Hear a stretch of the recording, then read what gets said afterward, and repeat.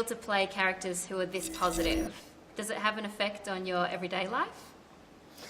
You know, I think, like we were saying, I think that's really been the fun part of how the audiences are reacting to the movie. People really, really loving the film, and I think a big part of the reason why is when you see people in life where they've kind of hit a wall and they choose to kind of keep dreaming and stay positive and try to believe that there's something great for them out there. I think there's something very winning about that.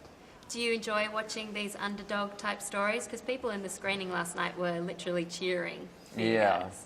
Well, I remember even when we were filming Wedding Crashers, we used to kind of talk about Hoosiers and kind of make jokes about, you know, the last scene we're kind of getting into this church and like, wow, this is big, just like in the Hoosier scene. So there is something about those stories that are so universal and so relatable.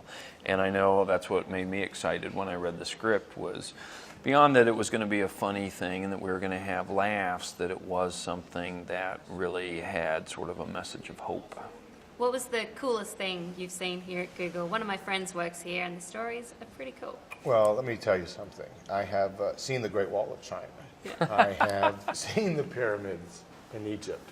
But I have seen nothing until I brought this gentleman here to what is like Sandals or Club Med, where he could relax, he could sun, he could take a swim, he could lay in a Qantas-style nap pod and take a nap.